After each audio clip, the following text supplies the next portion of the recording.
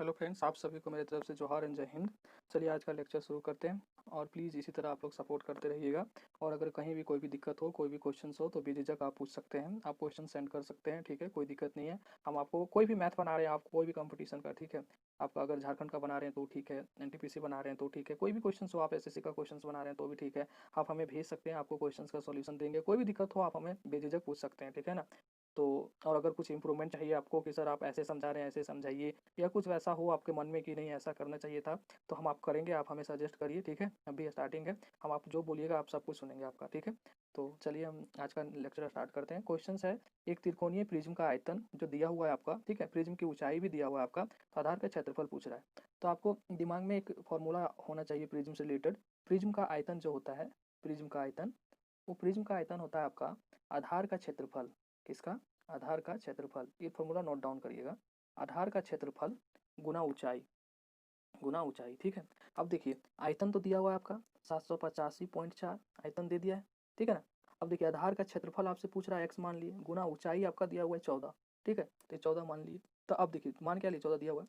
अब देखिए 785.4/14, इसको काट देंगे, आपका आंसर क्या आएगा? जो आएगा वही आंसर होगा, 56.1 सेंटीमीटर स्क्वायर। आपका ऑप्शन जाएगा सी नंबर, ठीक है।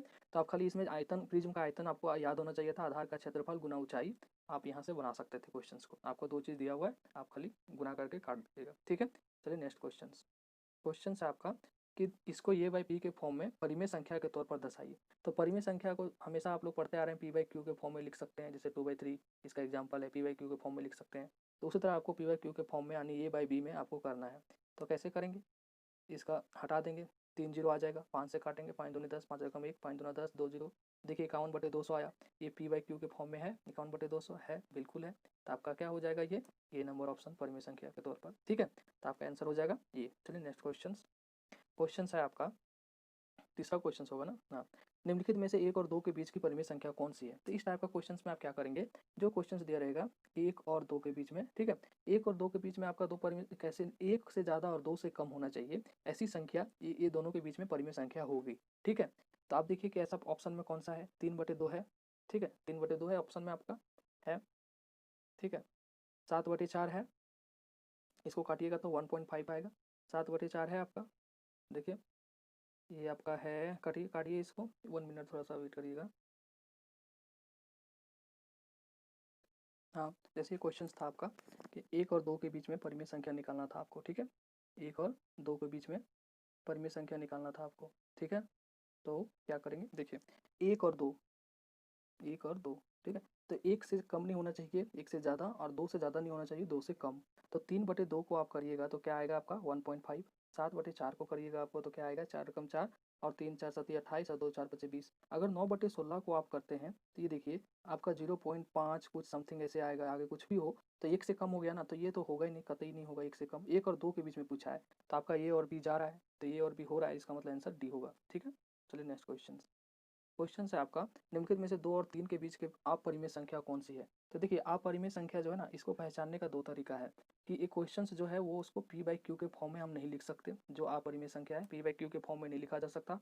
और कोई भी अंक जो रूट में होगा, ठीक है, यहाँ 6 है, कुछ भी होगा, कोई भी अंक रूट में होगा वो आपका परिमेय संख्या नहीं होगा, वो क्या होगा, अपरिमेय संख्या होगा। रूट वाला कोई भी संख्या आपका अपरिमेय संख्या होगा, जिसका रूट नहीं निकाल सकते। जैसे √4, ये आपका दो आएगा, ये आपका अपरिमेय नहीं है, परिमेय संख्या है, ठीक है। तो ऐसी संख्या जो रूट में हो, जिसका रूट हम नहीं निकाल सकते, वो अपरिमेय संख्या है। वैसी संख्या जिसको पी बाई क्यू के फॉर्म में नहीं लिख सकते, वो भी आपका अपरिमेय संख्या है।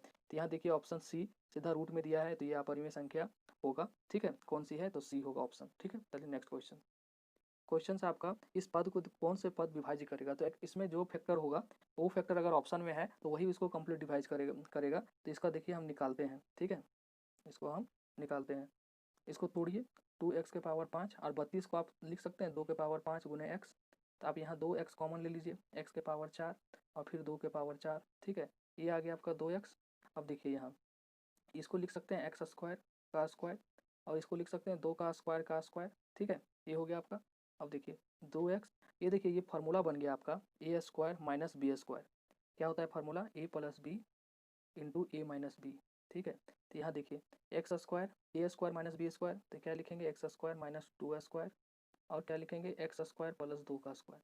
तो इसको हम क्या लिख सकते हैं, एक्स स्क्वायर प्लस 4, 2 का स्क्वायर है, तो ये देखिए आपका बी नंबर में है, तो आपका आंसर क्या होगा बी। ऐसा यही फैक्टर जो है इसको कंप्लीट डिवाइड कर सकता है, ठीक है, तो आप फैक्टर करके देख लेंगे। चलिए नेक्स्ट क्वेश्चन है आपका, यदि A:B 2:3 है अनुपात में, A अनुपात B बराबर 2:3 है, तो इस केस में क्या होता है, A का वैल्यू 2 हो जाता है और B का वैल्यू 3 हो जाता है, ठीक है।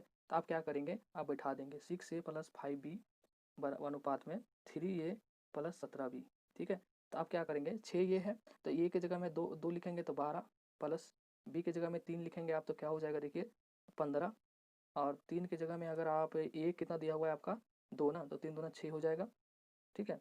6 प्लस 17 दिया 51, ठीक है, तो यहाँ हो जाएगा आपका 27 अनुपात 57।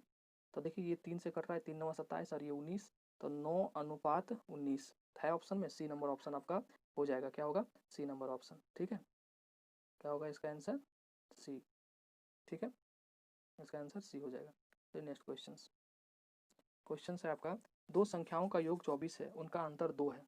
तो मान लीजिए दो संख्या x है और एक संख्या y है, तो इसका योग 24 है और उनका अंतर 2 है, तो x माइनस वाई उसका अंतर 2 है। यह मानकर कि पहली संख्या दूसरी संख्या से बड़ी है, तो पहली संख्या जो आपका है x माने है और दूसरी संख्या y माने है, तो देखिए बड़ा है तो बड़ा में से छोटा घटा दिए x माइनस वाई, ठीक है। अब देखिए इसको जोड़ देंगे तो ये 2x और y कट गया, ये माइनस प्लस में है तो ये 26, x बराबर आ गया आपका यहाँ से क्या 13। अब ये 13 को अगर हम बैठाएंगे यहाँ तो x बराबर जो पहला समीकरण से यहाँ y होगा, x बराबर x निकालना ना y निकालना है हमको, ठीक है, सॉरी। तो y बराबर क्या हो जाएगा 24 माइनस x कितना निकालें आप 13, तो कितना आ गया यहाँ 11, x y बराबर क्या आ गया 11। तो आपको पूछ रहा अनुपात में, x निकाले 13 y निकाले 11, तो 13/11 हो गया आपका, वही हो गया अनुपात 13/11, ऑप्शन बी, ठीक है। चलिए नेक्स्ट क्वेश्चन, 30 50 60 का चौथा अनुपातिक। तो ये पहला लेक्चर में बताया था आपको कि 30:50 समानुपात 60 अनुपात x, इसको भी चौथा, इसको भी इस क्वेश्चन को ऐसे लिख सकते हैं, ठीक है। तो ये इसका चौथा अनुपात ऐसे लिखते हैं, इसका क्या होता है, चौथा अनुपात पूछेगा तो 30/50 बराबर 60/x, ठीक है। अब इसको क्या करेंगे आप क्रॉस मल्टीप्लाई करेंगे, x इधर ले आएंगे तो 50 गुना 60/30, तिरछा तिरछी गुना कर दिए, एक से एक जीरो, दो इधर देखिए ये नहीं कटेगा, सॉरी,